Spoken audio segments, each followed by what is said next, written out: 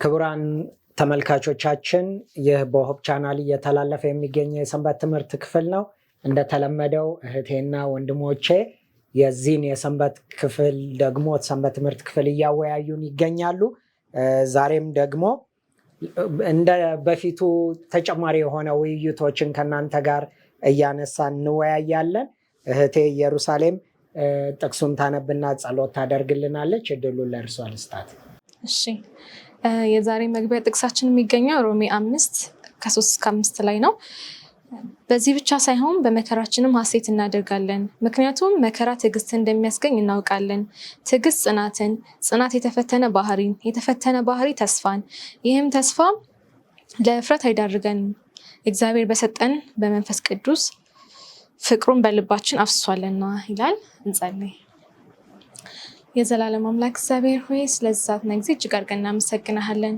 አባት ሆይ ዛሬም ደግሞ ፍቃድ ሆኖ በእንደዚህ መንገድ ቃልህን ተሰብስበን ልናጠና ስለረዳን እጅግ አድርገን እናመሰግናለን። የዘላለም አምላክ እግዚአብሔር ሆይ በእውነት ለእያንዳንዳችን መንፈስ ቅዱስን እንድትልክልን በእውነት ቃልህን ስንወያይ ሳለ በመንፈስ ቅዱስ አማካኝነት መረዳት እንድንችል አንተ ትረዳን ዘንድ እንለምንሃለን። የዘላለም አምላክ እግዚአብሔር ሆይ በእውነት የሚያስፈልገንን መማር እንድንችል በእውነት ደግሞ በተማርነው ደግሞ በህይወታችን መተግበር እንድንችል አንተን የምንመስል ወደ አንተ የምንቀርብ ልጆች ታደርገን ዘንድ እንለምንሃለን። የዘላለም አምላክ እግዚአብሔር ሆይ በውይይታችን ሁሉ በመካከላችን አንተ ተገኝ። በጌታ በኢየሱስ ክርስቶስ ስም ስማን። እንግዲህ የህይወት መሰናክሎች ይላል። በህይወት መሰናክሎች ደግሞ ውስጥ ብዙ ደግሞ የህይወት መከራዎች አሉ ይላል። እንደውም በጣም በሚገርም ሁኔታ በዚህ ጥቂት 2 ዓመት 3 ዓመት ውስጥ እህቴ ላይ የተለያየ አይነት ነገሮች ነበሩ። የመጀመሪያ ኦፕሬሽን፣ ሁለተኛ ኦፕሬሽን፣ ሶስተኛ ኦፕሬሽን እና አብዛኛዎቹ ስህተት ነበሩ እና እያንዳንዱ ደግሞ ህመምና ስቃይ ነበረው እና በመከራችን እንደሰታለን ይላል፣ ሐሴት እናደርጋለን። መከራ፣ ችግር፣ ስቃይ ከዚያ ውስጥ ሆኖ ሐሴት ማድረግ በእርግጥ ይቻላል? አላውቅም። ደግሞ ሌላው የህይወት አውሎ ነፋስ ይላል። ድንገት ምንም በማታውቁት ነገር ውስጥ ተነስቶ ህይወታችሁ ውስጥ አውሎ ነፋስ የሆነ ማዕበል፣ አውሎ ነፋስ የሆነ ችግር፣ አውሎ ነፋስ የሆነ መከራ ሲገጥማችሁ ምን አይነት ስሜት እንደሚሰማችሁ እኔ አላውቅም። ከባድ የሆነ የህይወት ምስቅልቅል ይገጥመናል። አንዳንድ ጊዜ እንደውም ክርስትናችን ወደኋላ የሚሸራተትበትና እግዚአብሔርን ራሱ ጭምር አይደለ ለነገሮች ሁሉ ተወቃሽና ከሳሽ የምንሆንበት ጊዜ አለ፣ ጠላት ያንን ተጠቅሞ። ነገር ግን እግዚአብሔር ሲረዳን ግን መከራ ምንን ይወልዳል ይላል? ትዕግስትን ደግሞ ይወልዳል ይላል። ስለዚህ ትዕግስት ደግሞ ካደገ በኋላ ደግሞ በህይወታችን ውስጥ ጽናት ያመጣል። ያንን መከራ ተቋቁመን የምናልፍበትን ኃይል እናገኛለን። እኔ እንደውም ከእህቴ በጣም ትልቅ ትምህርት የተማርኩት በእያንዳንዱ ነገር እግዚአብሔር ይመስገን ትል ነበር። ሆነስትሊ ከልቤ ነው የምናገረው። ኢቨን አሁን እንኳን ቅርብ ጊዜ በጣም በኃይለኛ ህመም ውስጥ ሆነ እንዴት ነሽ ስንላት እግዚአብሔር ይመስገን ትል ነበር፣ ለራሴ እስኪገርመኝ ድረስ። እንግዲህ ይሄንን ዓለም ለማለፍ እነዚህ አይነት ጽናቶች ያስፈልገናል። ስለዚህ በዚህ አይነት የህይወት ግድድሮችና አውሎ ነፋሶች ውስጥ እንዴት አድርገን ነው እነዚህን የእምነት ጥንካሬዎች ማግኘት የምንችለው? ወንድም የደነው በጣም ጥሩ። የዚህኛው ዙር ጥናታችን መሰናክሎች ይላል። መሰናክሎች ደግሞ ካሉ መውደቅ አለ፣ መነሳት አለ፣ እንቅፋቶች አሉ። በዚህ ክፍል ላይ በምንመለከትበት ጊዜ አንዲት ልጅ አለች። ዝናብ ሲመጣ ብልጭታውን ታይና ትቆማለች ይላል ታሪኩ ሲነግረን። ከዛ በቆመች ቁጥር ዝናቡ እየጠነከረ ቀድማ አምልጣ ቤት መድረስ ስትችል ዝናቡ በደንብ አበሰበሳት። አባቷ ደግሞ ይጠብቃታል። ልክ ቤት ስትደርስ ምን ሆነሽ ነው ልጄ? ለምን ሮጠሽ አላመለጥሽም? ለምንድን ነው እንደዚህ ያለ ዝናብ የመታሽ ስትል ለአባቷ የመለሰችው መልስ ነው የሚገርመው። እግዚአብሔር ፎቶ እያነሳ ስለሆነ ፎቶ ለመነሳት ስል ነው የቆመው አለች። ይሄ ሰማዩን ብልጭታ ማለት ነው። አንዳንዴ ስንቆም መልካም መስሎን ስንቆም የሚመጡን ተግዳሮቶች፣ አውሎ ንፋሶች፣ አደገኛ የሆነ ነገሮች ያርሳል። ያቺ ያንን ቢመስላትም ያለችው ነገር ሳይሆን ለማለት የፈለኩት በመቆሟ ማምለጥ የሚገባት ዝናብ እሷንም ልብሷንም ሲያበሰብሳት እንመለከታለን ማለት ነው። በዚህ በህይወት አውሎ ንፋሶች ውስጥ በምንመለከትበት ጊዜ ስለ አውሎ ንፋስ ከደቀ መዛሙርት የበለጠ ዕውቀት ያለው የለም። በአንድ ጀልባ ጌታ ኢየሱስ ክርስቶስ በማርቆስ ምዕራፍ 4:35 ላይ ሲናገር ወደ ማዶ እንሻገር ብሏቸው በጀልባ ይዟቸው ሲሄድ እንመለከታለን። በዛ ጀልባ ውስጥ ግን በነሱ ጊዜ የነበረው ጀልባ አንድ ትራስ አለ፣ አንድ ሰው ማስተኛት የሚችል። ጌታ ክርስቶስ ወደ ውስጥ ገብቶ ተኝቷል። በመሃል ምን ተነሳ? ኃይለኛ አውሎ ንፋስ ተነሳ። ደቀ መዛሙርቱ ያደረጉት እኛ ሁላችን የምናደርገውን የአውሎ ንፋስ መከላከያ መፍትሄ ነው። መፍትያቸው ምን ነበረ? ራሳቸውን ለመከላከል አቅጣጫ ለመቀየር። ምክንያቱም ከዛ በፊት ብዙ አውሎ ንፋስ ተነስቷል። በብዙ ዘዴ በብዙ ዕውቀታቸው ከአውሎ ንፋስ አመልጠዋል። የዛሬው ግን ትንሽ አስቸጋሪ ነው የሆነባቸው። ልምዳቸው፣ ዕውቀታቸው፣ ጥበባቸው፣ ብልሃታቸው አልሰራም።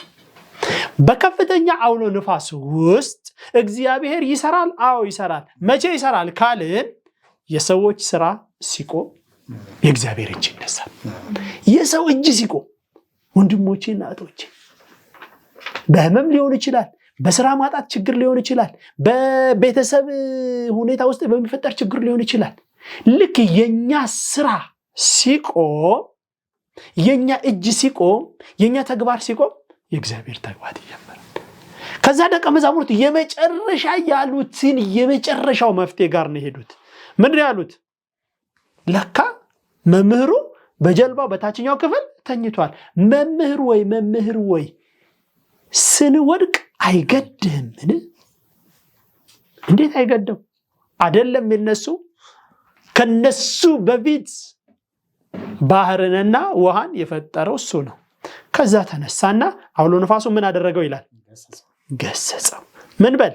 ጸጥ በል አለው።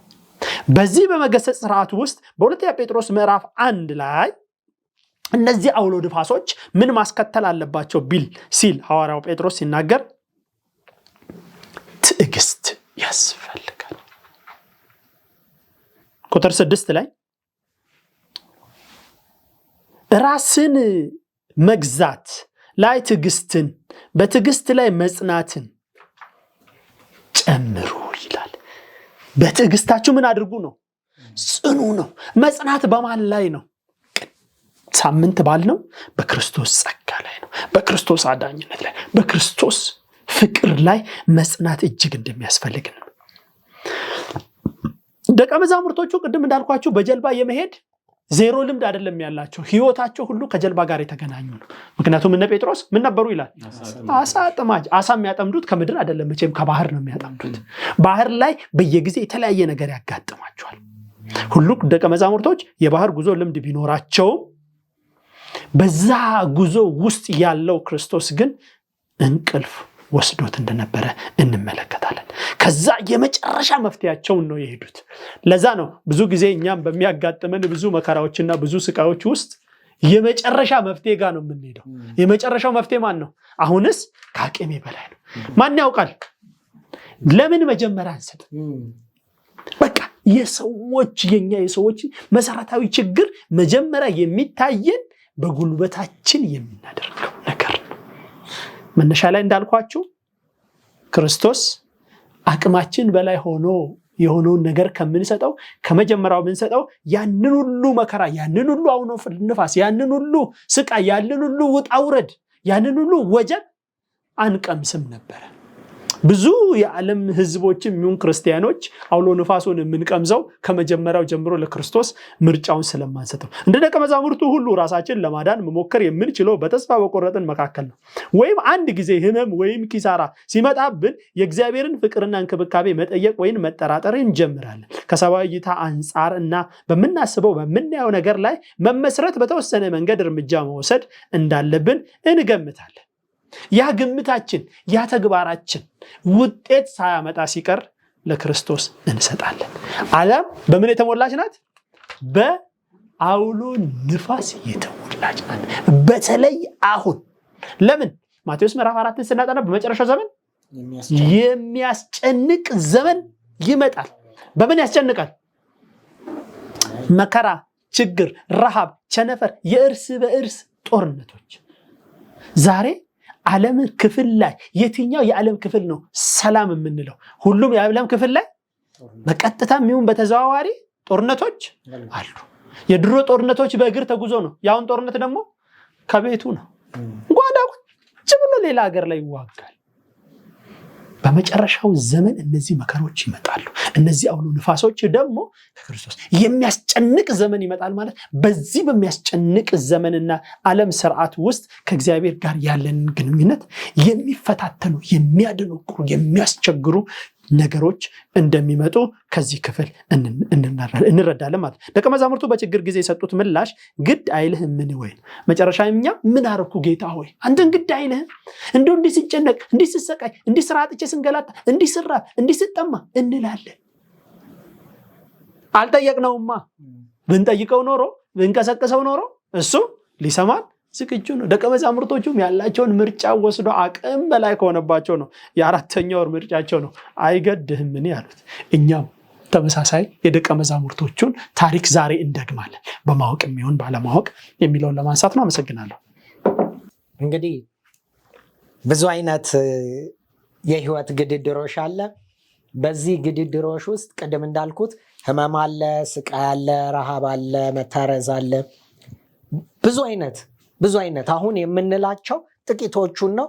ግን አሁን በምድር ላይ ወይም ደግሞ አድማጭ ተመልካቾቻችን በህይወታቸው በሚያዩት አሁን ደረሰብኝ በሚሉት በእያንዳንዱ መከራ ላይ ጠላት ዲያብሎስ አውሎ ነፋስ ይዞ ወደ ህይወታቸው ይገባል። በጣም በሚገርም ሁኔታ ግን ጌታ ኢየሱስ እስቲል አሁንም ጎናቸው አለ። ግን ምን አላደረጉትም? አላዩትም፣ ወይም አልቀሰቀሱትም፣ አልጠሩትም። በጣም የሚገርመኝ እዛ ክፍል ላይ ደግሞ አንዱ ጌታ ኢየሱስ በተነሳ ጊዜ አካሉ የተወሰነው ክፍል ምንም እንኳን መጽሐፍ ቅዱስ ላይ ታሪኩ ባይጻፍም የውሃው ክፍል አይደለ ጀልባዋን ምን እስኪያደርጋት ድረስ ሊያሰምጣት ሊደፍናት ጥቂት እስኪቀር ድረስ ነበርና ያ ሁሉ እርሶ ሰውነቱ የረጠበውና ከዛ ከባህሩ ያለው ፍንጣሪ የነካው ላይ ሳይሆን ትኩረቱ ምን ማድረግ ነበረ? ባህሩንና ነፋሱን ምን ማድረግ ነው? መገሰጽ ነው። አንዳንዴ እኛም ችግሮቻችን ላይ ነው ትኩረት የምናደርገው። ጥቂት የሆነው ችግራችን ላይ ለእኛ ግዙፍ የሆነውን ላይ ትኩረት እናደርግና ከችግራችን በላይ የሆነውን ግዙፍ የሆነውን እግዚአብሔርን እንረሳለን። ስለዚህ ትኩረታችንን መለወጥ አለብን። በዚህ ሰዓት እንደውም አንድ ታሪክ ላይ ይወስደናል። ብዙ ህዝብ በተጨናነቀበት ውስጥ አንዲት እየተሽለከለከች የምትሄድ ሴትን ደግሞ ያሳየናል። ይህች ሴት ደግሞ እንዴት አድርጋ ወደ ክርስቶስ ኢየሱስ መታ ታላቅ ነገር እንዳደረገ እንደውም በጣም የሚገርም ነገር ነው። ታሪኩ ራሱ ስለ ሴት ነውና የሚያነሳው። እንደው እህቴ ኢየሩስ ምን ይመስልሻል? እሺ እንግዲህ የዚህ ታሪክ ማለት ሁልጊዜ ሳነበው የሚያስደንቀኝ ነገር ነው። የነበራት እምነት በዛ ህዝብ መካከል ሁሉ ሂዳ ያደረገችውን ነገር ሁላችንም እናውቃለን። ግን መለስ ብለን ለማስታወስ ያክል ታሪኩ የሚወስደን ወደ ማርቆስ ምዕራፍ 5 ላይ ነው። ምዕራፍ 5 ቁጥር 25 ላይ ሄደን በምንመለከትበት ጊዜ ለ12 ዓመት ደም እየመታት የምትሰቃይ አንድ ሴት ነበረች። ከሐኪም ወደ ሐኪም በመሄድ ብዙ ተሰቃይታና ገንዘቧንም ሁሉ ጨርሳ ነበር። ነገር ግን እየባሰባት ሄደ እንጂ ምንም አልተሻላትም። እርሷም የኢየሱስን ዝና ሰምታ ስለነበር በሚጋፋው ህዝብ መካከል ከበስተኋላው መታ ልብሱን ነካች። ይህንንም ያደረገችው ልብሱን እንኳን ብነካ እድናለሁ የሚል እምነት ነበራት። የሚፈሰው ደም ወዲያውኑ ቆመ። ከህመሟም እንደዳነች በሰውነቷ ተሰማት። ኢየሱስም ወዲያውኑ ኃይል ከእርሱ እንደወጣ አወቀ። ወደ ህዝቡም ዞር ብሎ ልብሴን የነካ ማን ነው ሲል ጠየቀ። ደቀ መዛሙርቱም ህዝቡ እየተጋፋ ሲከተል እያየ ማን ነው የነካኝ ትላለህን አሉት። እርሱም ይህን ያደረገው ማን እንደሆነ ለማየት ዞር ብሎ ተመለከተ። ሴትዮዋ ግን በእርሷ የሆነውን በማወቅ በፍርሃት እየተንቀጠቀጠች በፊት ወድቃ እውነቱን ሁሉ ነገረችው። እርሱም ልጄ ሆይ እምነትሽ አድኖሻልና በሰላም ሂጂ፣ ከስቃይሽም ተፈወሺ አላት ይላልና እንግዲህ በዚህ ታሪክ ላይ ስንመለከት ይህች ሴት ለ12 ዓመት ሙሉ ደም ሲፈሳት ነበርና ያልሄደችበት ቦታ የለም፣ ያልሞከረችው ነገር የለም። ገንዘቧን ያላትን ነገር ሁሉ ጨርሳለች። ነገር ግን ህመሙ እየባሰ ሄደ እንጂ የተሻላት አልመጣም ነበርና እንግዲህ ስለ ክርስቶስ በሰማች ጊዜ ተስፋ ነበራት። ያ ሰው እንደሚፈውሳት እንደምትድን ተስፋ ይዛለች ስትወጣ ማለት ነውና እንግዲህ ክርስቶስ በሚመጣበት ጊዜ ያንን ተስፋ ይዛ ወደ ክርስቶስ በዛ ሁሉ በተጨናነቀ ሰው ልብሱን ብነካ እድናለሁ የሚል ተስፋ ይዛ ሄዳለችና እንግዲህ ይህ ክስተት ለታመሙት በተለያየ ሁኔታ ላሉት የክርስቶስን ርህራሄ የሚያሳይ ክፍል ነውና እንግዲህ በዛ በተጨናነቀ ጊዜ በዛ ሁሉ ህዝብ መካከል እቺ ሴት ሄዳ የክርስቶስን ልብስ ትነካለችና የፈወሳት ግን ያ የነካችው ልብስ ሳይሆን በክርስቶስ ላይ ያላት እምነት እንደሆነ ይነግረናልና ይህ እምነት ነው እንግዲህ የሚያድነናል አይደለ በክርስቶስ ያለን ነገር በውስጣችን በያዝነው ነገርና ያንን እምነት ደግሞ ይዘን ወደ ክርስቶስ በምንጠጋበት ጊዜ ነው ይህ ነገር ነው እንድትድን ያረጋትና ይችን ሴት እንግዲህ ስንመለከት በዛ በስቃይ ውስጥ ቤቷ ሆና ማሳለፍ ትችል ነበር እንደ ማንኛውም ቀን አይደለ ሳትወጣ ህመማን እያስታመመች መቆየት ትችል ነበር ነገር ግን እንደዛ አላደረገችም ክርስቶስ ይፈውሰኛል አለች ከዛም በኋላ ደግሞ ያንን ተስፋ ደግሞ ይዛ ሄዳለች ወደ ክርስቶስ ቀርባለችና ከሩቅ እንደሌላው ሰው ከሩቅ ክርስቶስ በቷል እያሉ እንደሚያዩ ሰው አይደለችም ወደ እርሱ መጠጋት ነበረበት አጠገቡም ደርሳ ያንን ነገር ማድረግ ነበረባትና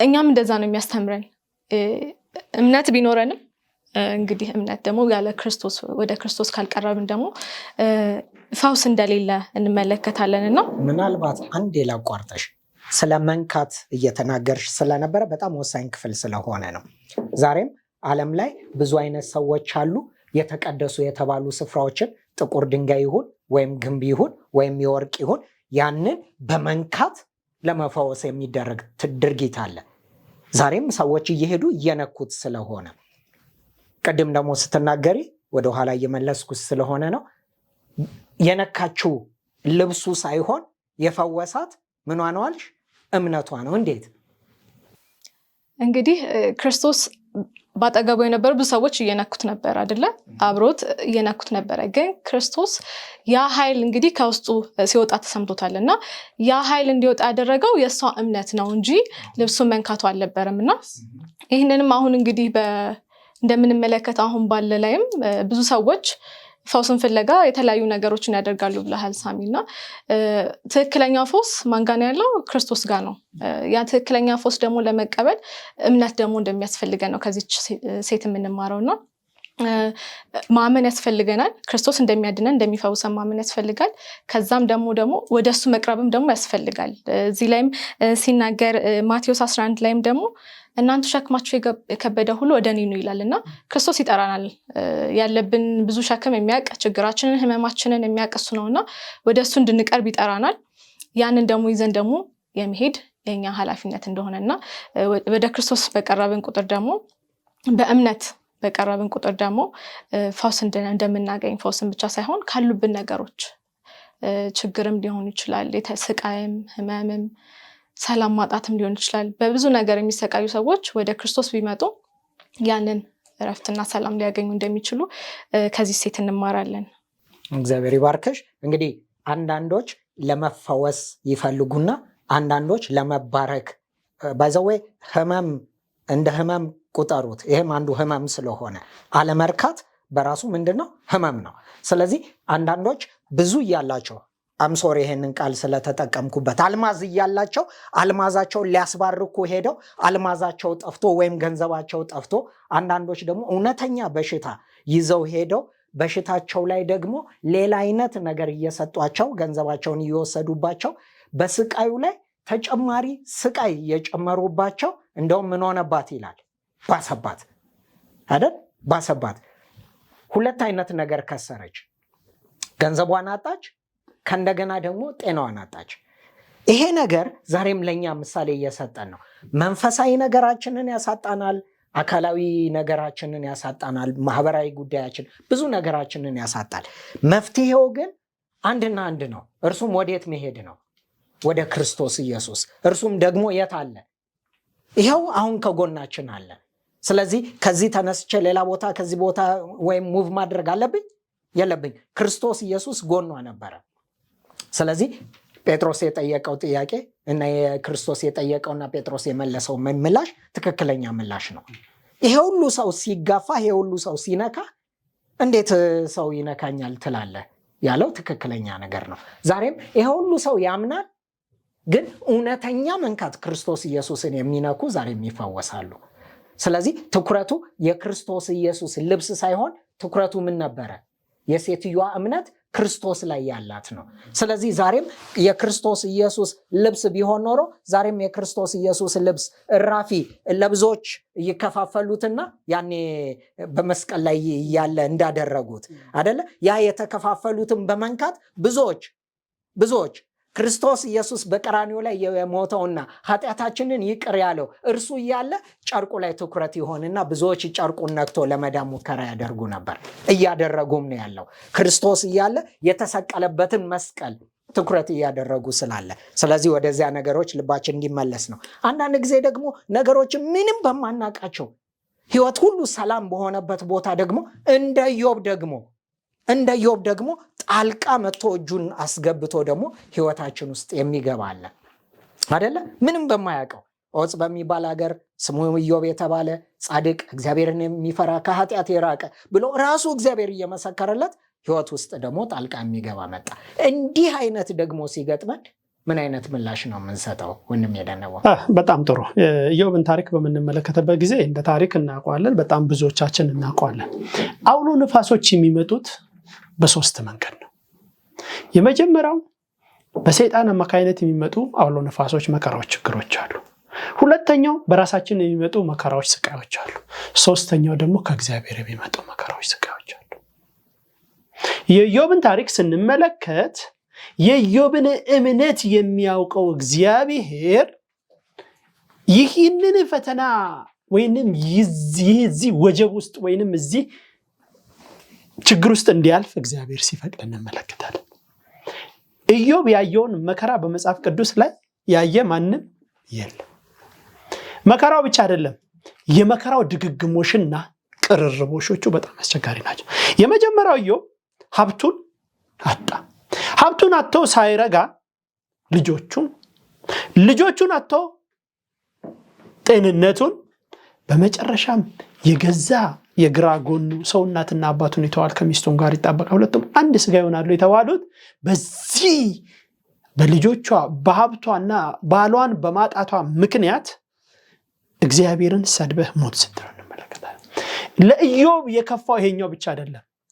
በደህናው ጊዜ ሁሉ ነገር ቤቱ በሞላ ጊዜ ከጎኑ የነበሩት ጓደኞቹ ሊያጽናኑት መጡና ያሉት ነገር የኢዮብን ልብ የሚሰብር ነው። ምንድን ያሉት? እንደዚህ አይነት ነገሮች የሚከሰቱት እውነት የሰወርከው በደል ወይንም ኃጢአት ቢኖር ነው። ኢዮብ ግን ለሚስቱ የመለሰውን መልስ ለነዚህ ሰዎች አልመለሰም። ለሚስቱ ምንድን ያለ? አንቺ ከሰነፍ ሴቶች መካከል ነሽ፣ ከእግዚአብሔር መልካሙን ተቀበልን፣ ክፉንስ መቀበል የለብንም አይገባንም ብሎ ሲመልስላት ለነዚህ ሰዎች ግን ምን አላደረገም ይላል? መልስ አልሰጠም። ለምን? ልክ እንደ ኢዮብ ሚስት እነዚህም ሰዎች የስንፍናን ቃል እንደተናገሩ ኢዮብ አስተዋለ። በዚህ መከራዎቹ ውስጥ ኢዮብ ምን ነበረ ይላል? በምኑ ቀጠለ ነው የሚለው መጽሐፍ ቅዱስ? በእምነት በታማኝነትና በጽናቱ ሲቀጥል እንመለከታለን። በጣም ጥሩ። እምነት፣ ታማኝነትና ጽናት እነዚህ ወጀቦች ውስጥ ወይንም እነዚህ መከራዎች ውስጥ እንድንቀጥል ያደርገናል። ስንቶቻችንን በዚህ ዘመን እንኳን ኢዮብ እንደ ኢዮብ ድግግሞሹ መጥቶ አይደለም፣ ያው እንደ ኢዮብ ታጋሽ መሆን ጥሩ ነው፣ ለአፍ መናገር ከባድ ነው። ልምምዱ ሲመጣ ኤክሰርሳይዝ ስናደርግ ችግሮቹ ሲመጡ ምን ያህል አክሴፕት እናደርጋለን ወይም ምን ያህል እንሸከማለን? ይህ ነው መሰረታዊ ነገሮች ህይወት ዑደት ውስጥ።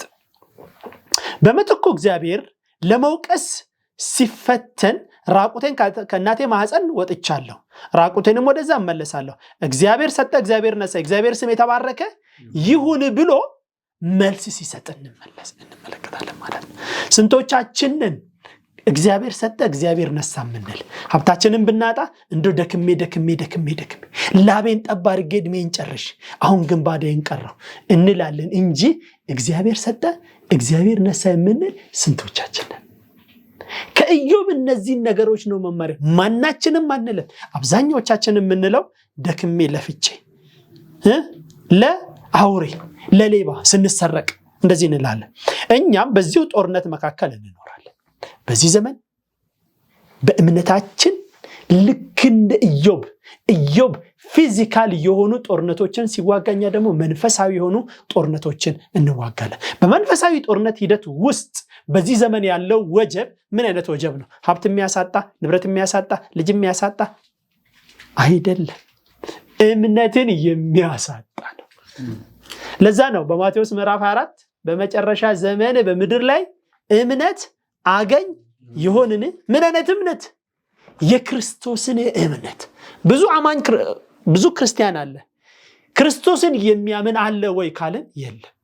በመጨረሻው ዘመን ይፈተናል፣ ይርቃል። ለምን ካልን ማቴዎስ ምዕራፍ 4 ቁጥር 21 ላይ ስደታችሁ በክረምት ወይንም በሰንበት እንዳይሆን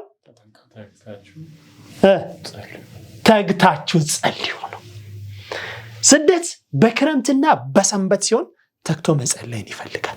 የኢዮብ እነዛን ሁሉ መከራዎች ያለፈው በምንድን ነው? በጽናት በጸሎት ነው። ከእግዚአብሔር ጋር ያለው ቁርጠኝነት ነው። በእኛም በመጨረሻው ዘመን የሚመጣውን ስደት የምናሳልፈው በመጽናት ነው። ስደታችን በምን እንዳይሆን? በክረምት ቢሆን ምንድን ነው ችግሩ? ከላይ ዝናብ ከታች ጭቃ መጠለያ ሳይኖረው እንዴት አድርገን እንጓዛለን? ዳገት ቁልቁለት ሊሆን ይችላል፣ ተንሸራቶ መውደቅ መሰበር ሊሆን ይችላል። አያችሁ፣ ይህን ነገር ክርስቶስ የተናገረው ስደታችሁ በክረምት እንዳይሆን። የክረምት ስደት በጣም አስቸጋሪ ነው።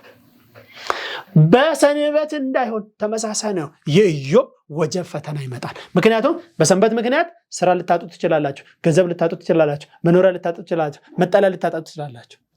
ስደታችሁ በክረምት ወይንም በሰንበት እንዳይሆን ትጉና ጸልዩ። ስደት በሰንበት ምክንያት በምድር ላይ እንደሚመጣ መጽሐፍ ቅዱስ ወይንም ጌታ ኢየሱስ ክርስቶስ የመጨረሻ ዘመን የታማኞቹ ክርስቲያኖች የስደት መነሻ ምክንያቱ ምንጩ የእግዚአብሔር ስርዓት ነው።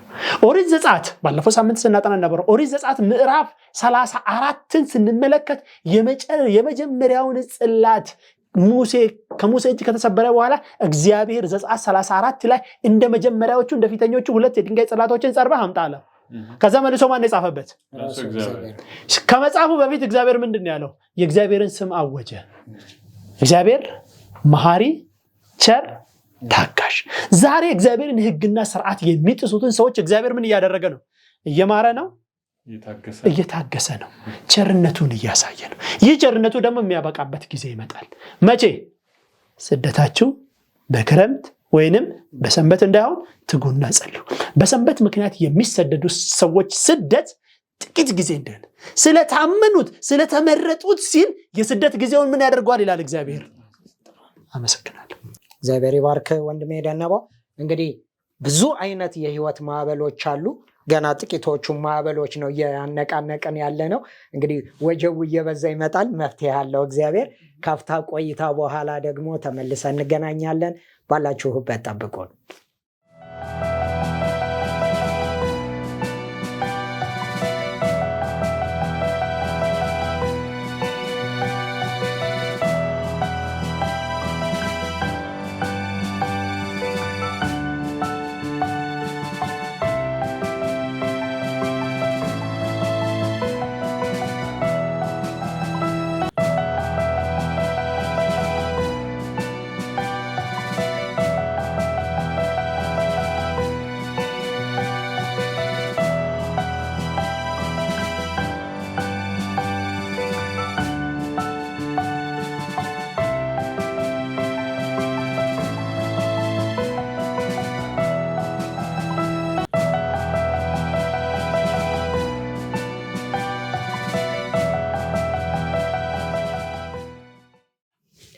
ካፍታ ቆይታ በኋላ ተመልሰን ተገናኝተናል።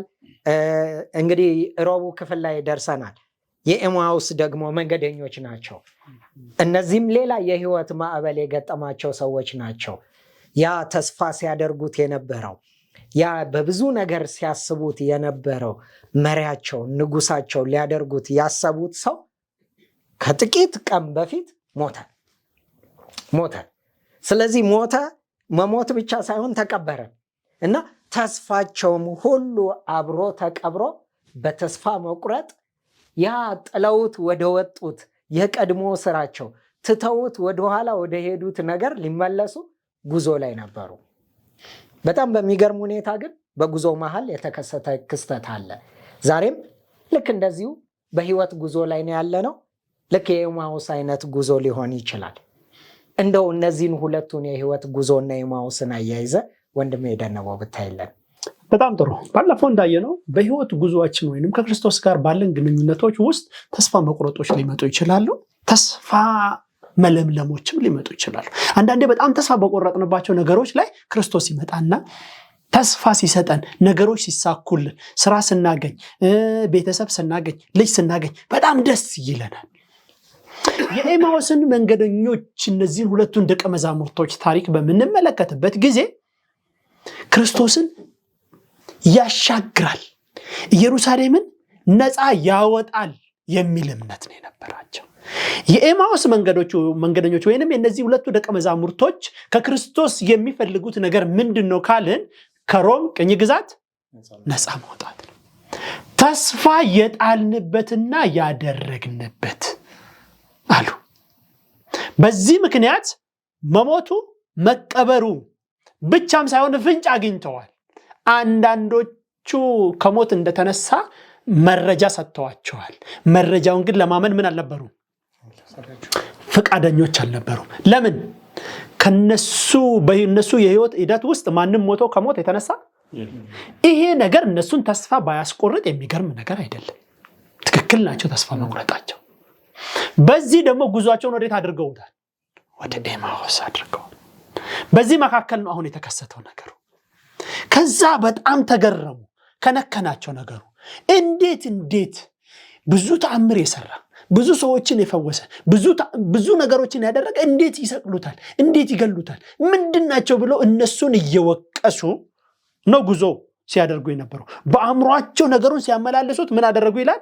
ይደነቁ ነበር። ወደ ኢየሩሳሌም እንደ ንጉስ መግባት፣ ቤተ መቅደሱን ማጽዳት፣ በላይኛው ክፍል የፋሲካ በዓል በጌተሰማኒ በኢየሱስ ጸሎት፣ የይሁዳ አስቀያሚ ክህደት፣ የፍርዱ ሂደት በጣም ገርሟቸው ነበረ።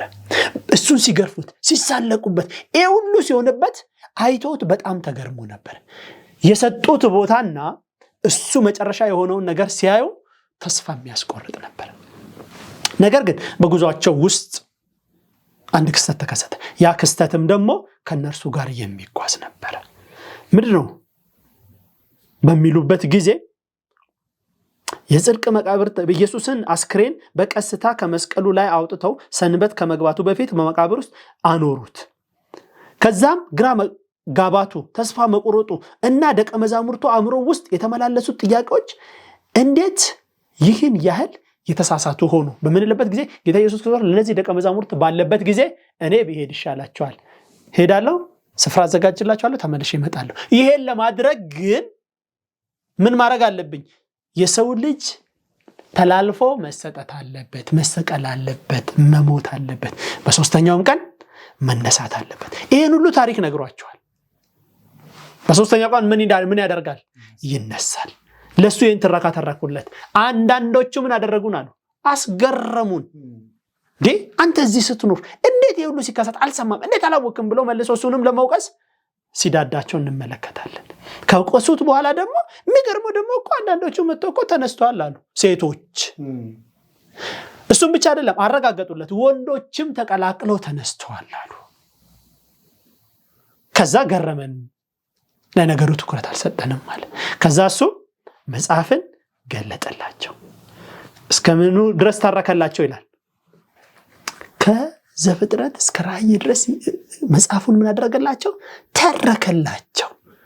ከዛ ሲመሽ የሚያልፍ መሰለ፣ ግባ አሉት። ሲገባ እህሉን ቆርሶ ሰጣቸው። አይናቸው ምን ሆነ? ተከፈተ። የኛም ባህሪ ተመሳሳይ ነው። በነገሮች ተስፋ ቆርጠን ክርስቶስ የሆነ ነገር ሲያደርግ ነው አይናችን የሚከፈተው። በህይወት ውደታችን ውስጥ ከሱ ጋር የምናደርገው ነገር ይህ ሁለቱ ደቀ መዛሙርቶች አይናቸው ከተከፈተ በኋላ ለምን ትጨነቃላችሁ? ለምንስ ጥርጣሬ በልባችሁ ይገባል ብሎ ክርስቶስ ሲወቅሳቸው እንመለከታለን። አይናቸው ሲከፈት እሱን አዩት። እሱን በቅጽበት ከነሱ ምን አለ ይላል? ተሰወረ። የኤማውስ መንገደኞች የሚቀጥለው ስቴፕ ምን ነበር ወንድሞችና እህቶች?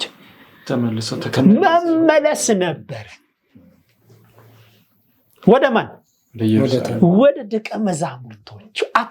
እውነት ነው፣ ክርስቶስ ተነስቷል፣ ለኛ ለሁለታችንም ተገልጾልናል ብሎ ስቴፑን ለመተረክ ቀድሞ መድረስ ነው። ስንቶቻችንን ክርስቶስ ሲደርስልን ያንን እንደ ኤማውስ መንገደኞች ኢሚዲየታል ወዳው መንገዳችንን ቀይረን ለምስክርነት ነገሩን እውነትነት ለሌሎቹ ለማስረዳት እንደኛ ተስፋ የቆረጡት ተስፋችሁ ይለምልም ክርስቶስ ለኔ እንዲያደርጋል እናንተም ያደርጋል እውነት ነው ብለን ለመንገር ስንቶቻችንን? የኤማውስ መንገደኞች በመንገድ ላይ ያለው የተረካ ሂደት ሳይሆን ዋናው ኮንሰፕቱ ትምህርቱ ምንድነው? ኢሚዲየት አክሽን መውሰዳቸው፣ ተመልሰው እውነታውን መንገራቸው። ያ የተናገሩት እውነት ደግሞ ምስክርነቱ ደግሞ እዛው ደግሞ ሲጸና መስክረው ሳይጨርሱ ነግረው ሳይጨርሱ ክርስቶስ ራሱ በማካከላቸው ምን ሆነ ይላል? ተከሰተ። የክርስቶስን ነገር ስንናገር ክርስቶስ በማካከላችን ለምንናገረው ሰዎች ምን ያደርጋል? ይከሰታል። ይህ ዛሬም በእኛ ላይ ያለው የኢየሱስ መልእክት ነው። ብዙ ጊዜ ኢየሱስ በሸለቆቻችን ውስጥ ከጎናችን እንደሚሄድ እንረሳለን። አንድ ሰው ስለ ጉዞ በሚናገርበት ጊዜ ከማን ጋር መሄድ ትፈልጋለህ ሲባል ከክርስቶስ ጋር መሄድ ፈልጋለሁ አለ። ለዛ ነው ክርስቶስ ከአንድ ሰው ጋር አብሮ ሲሄድ በመጨረሻ ሰውየው ሲደክም ሰውየው 2 ዳና እያየ ስለነበረ በጣም ተስፋ አድርጎ ነበረ። መጨረሻ ክርስቶስ ሰውየው ሲደክም ክርስቶስ ሰውየውን ተሸከመውና ሲሄድ ሰውየው የሚያየው 1 ዳና ወይንም 1 የእግር ኮቴ ብቻ ነው። መጨረሻ ላይ ሰውየው ሲወርድ ቅድም አብረኝ ነበርክ፣ በመሃል ጥለኸኝ ሄድክ፣ አሁን ደግሞ ከየት ነው የመጣ ሲለው አይ ጥዬ ካልሄድኩም እኮ አንተ ደግሞ ስለተሸከምኩ የኔን ዳና ነው ያየው እንጂ አንተ ዳና መሬት ላይ አልነበረም። ክርስቶስ በመከራ በችግር ሰዓት የሚሸከመን አምላክ ነው። ለዚህ ልክ እንደ ኤማውስ መንገደኞች ኢሚዲየትሊ ተመልሰን ለወገኖች ምን ተስፋ አስቆራጩን ነገር መልስ ስናገኝ ባናገኝም መንገር አለብን። መልስ ስናገኝ የበለጠ ግን ለሌሎቹ በእኛ ምክንያት የሚጸልዩ በእኛ ምክንያት የሚሰቃዩ ወይንም በሌሎች ነገሮች ተስፋ የቆረጡ ሰዎችን ተስፋ መስጠት ልክ እንደ ኤማውስ መንገደኞች ጉዞውን ሳይሆን መመለሱ ነው ለኛ ትምህርቱ የሚለውን ነገር አመሰግናለሁ። ታንኪዩ። እግዚአብሔር ይባርክ ወንድሜ ደነባው። እንግዲህ ኤማውስ ላይ ብዙ ያዩት ብዙ ተስፋ ያደረጉት ብዙ የተመለከቱት እዛ ጉዳዮች ነበሩ። ነገር ግን ያላዩት ነገር ደግሞ ነበረ። ያላዩት ምንድን ነበረ? ጎናቸው የነበረውን ክርስቶስን አላዩትም። ወይም ደግሞ ያዩበት እይታ እርሱን እንደ ተራ እንግዳ ነው። በኋላ ላይ ግን እግዚአብሔር ይመስገን አይናቸው ምን ሆነ? ተከፈተ። ስለዚህ ዛሬም አይናችን ተከፍቶ ክርስቶስ ኢየሱስን ልንመለከተው ይገባል። አለበለዚያ ግን መተላለፍ ይሆናል። በጣም በሚያሳዝን ሁኔታ ዛሬም ብዙዎች በክርስትና ውስጥ ብዙዎች በእምነት ውስጥ ከእግዚአብሔር ጋር እየተላለፉ ነው ያሉት። ምንም እንኳን በእምነት ጎዳና ላይ ነን እያሉ ነገር ግን ምን ሆነዋል? ተላልፈዋል። ምህዋራቸውን ስተዋል። ስለዚህ አይናችን ክርስቶስ ኢየሱስን ያ የቀራንዮ ወዳጃችንን ትኩር ብለን እንድንመለከት እንደነ እስጢፋኖስ አይደለ? እምነት ያስፈልገናል። እንደዚህ አይነት ነገር ደግሞ የሚመጡት በእምነት ነውና እንዴት ማድረግ እንችላለን? ፓስተርዬ እየተወያየን ያለነው መሰናክሎች በሚለው ሐሳብ ነው። እንግዲህ የህይወት አውሎ ንፋሶች፣ የኢዮብ፣ የኤማውስ መንገደኞች እነዚህን ሁሉ እየተወያየን ነው ያለነውና ከነዚህ ነገሮች ውስጥ አንዱ የምናየው ክርስትና አልጋ በአልጋ አይደለም። አንዳንድ ጊዜ ሰዎች ክርስትናን ምን አድርጎ ያዩታል?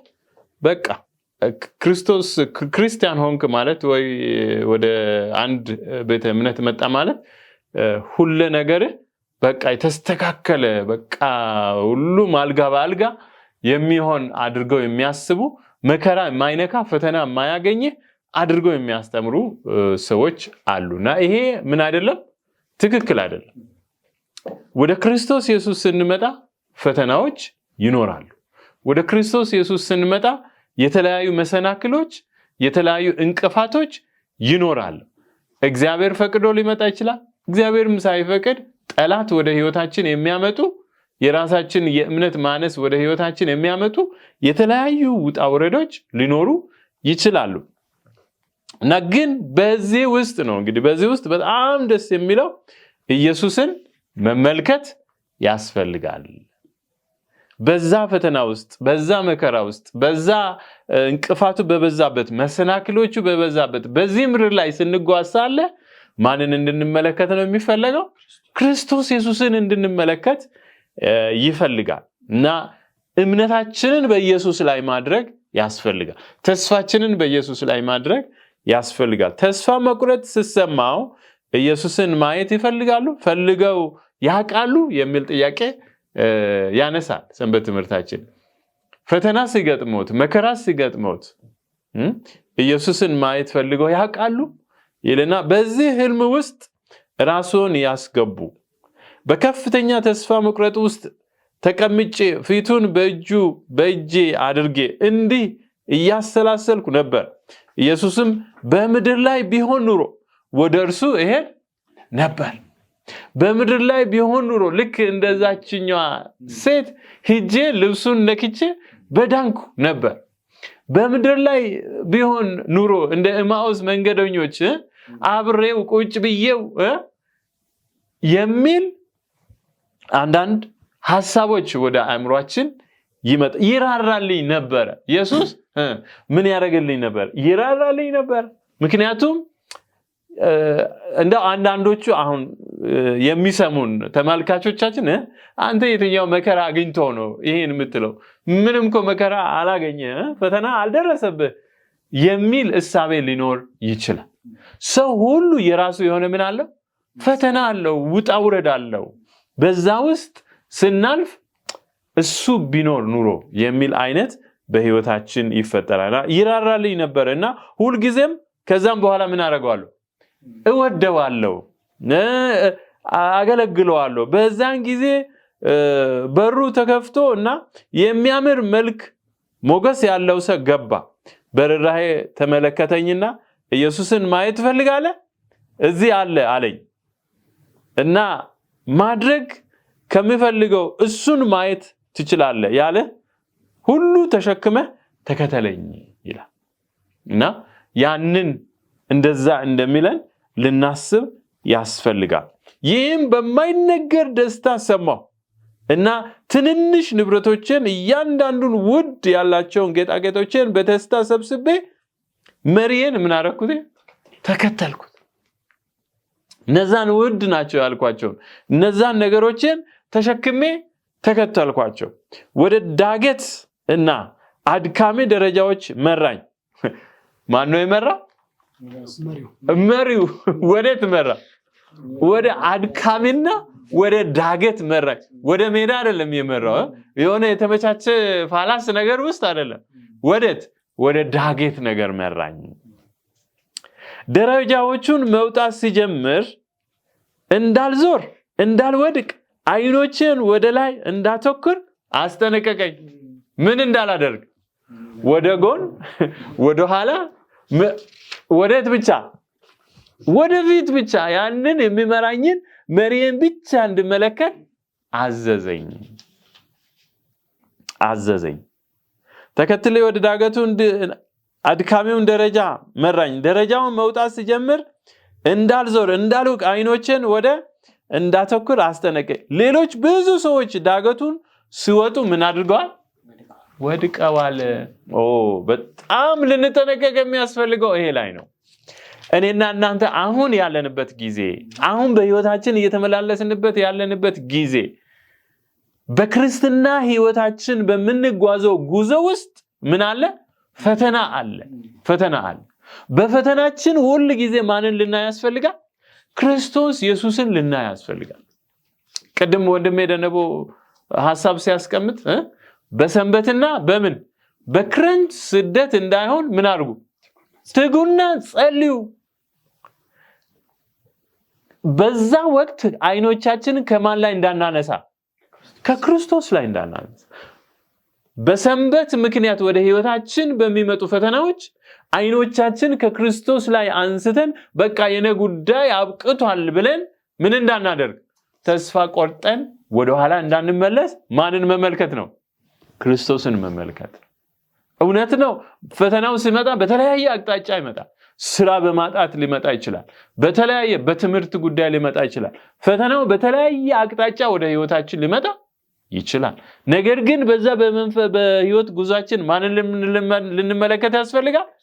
ክርስቶስ ኢየሱስን። በህይወት ተራራዎች ውስጥ በምንጓዘው ጉዞ ውስጥ ኢየሱስን ማየት ያስፈልገናል። እና እዚህ ላይ የሚያሳስበን ከዚያ ማርዬ ያዘዝኳቸው ነገሮች ሁሉ በዛ እንድተው ነገረኝ።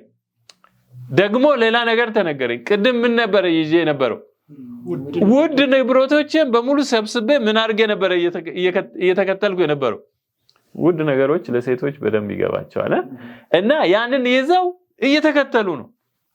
ነገር ግን የተወሰነ ከተዋዝን በኋላ ምን አድርገኝ አለ?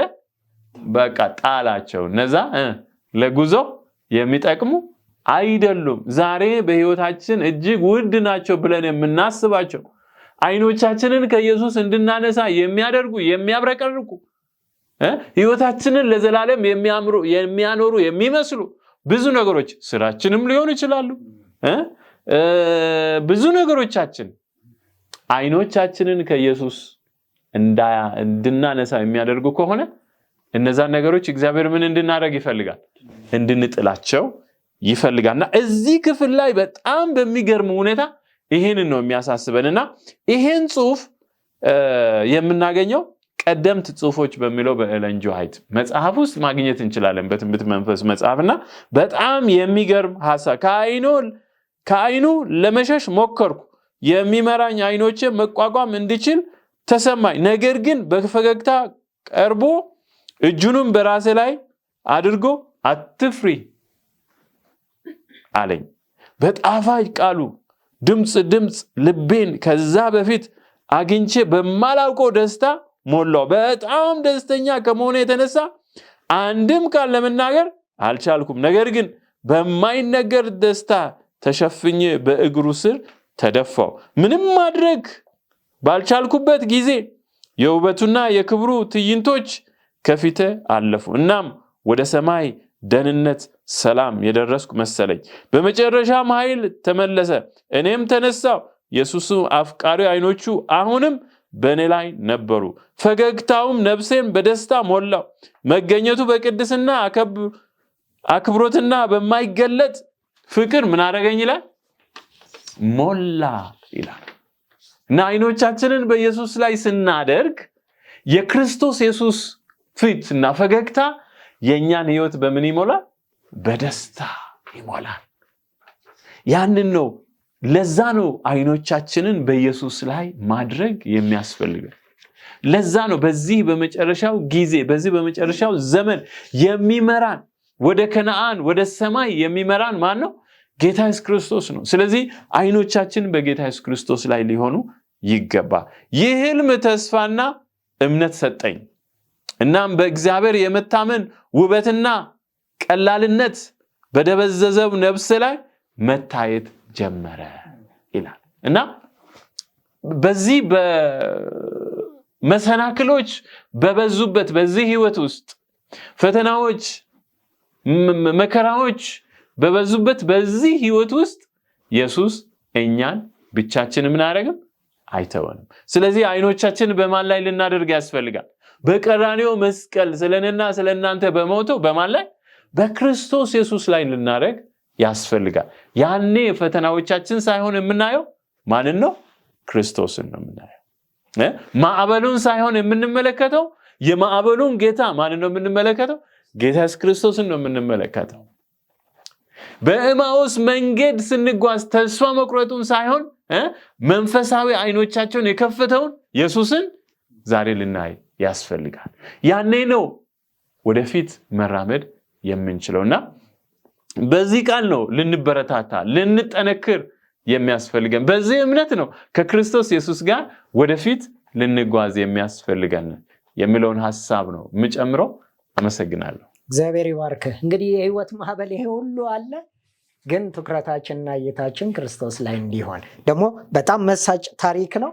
እውነትም ፍጻሜያችን ያማረ የሚሆነው ክርስቶስ ኢየሱስን እያየን ስንሄድ ነውና ምናልባት ጥቂት ሐሳብ ይኖርሽ ይሆን እህቴ ኢየሩስ?